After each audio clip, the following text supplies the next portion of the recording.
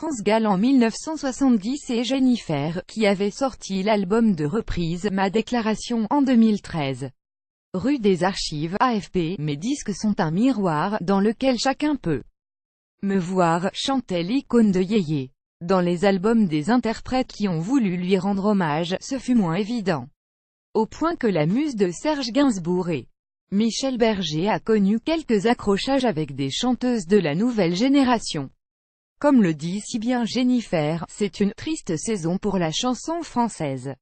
La chanteuse issue de la Star Academy a tenu à rendre hommage à l'interprète de Résiste, qui, après Johnny Hallyday, s'est éteinte dimanche matin des suites d'un cancer, lire aussi France Gall, porte-parole sur les réseaux sociaux, Jennifer pleure une artiste majeure et lui adresse son respect éternel. Son amour pour elle ne date pas d'hier. En 2013, la Corse avait sorti Ma Déclaration, un album hommage de reprise des plus gros succès de Babou. De manière assez fidèle, mais en modernisant l'orchestration, Jennifer y interprétait Ella, Résiste, ou encore Une poupée de cire, poupée de son bien moins sage que la version originale.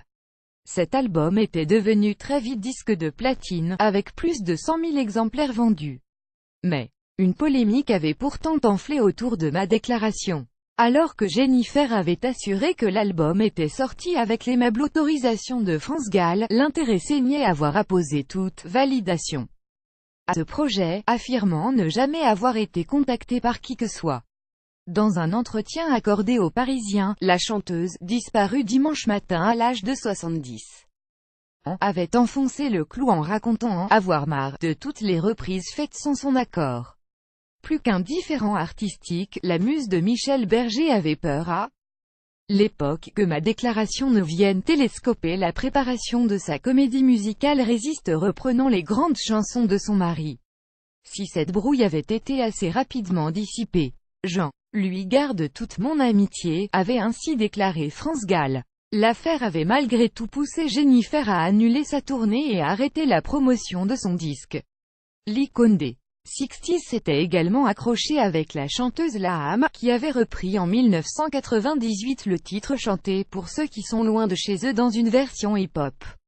Il y a quelques années, j'avais été effondré par cette reprise de Laham, déclarait France Gall toujours en 2013, estimant que la fin de la chanson en rap, ce n'est pas possible.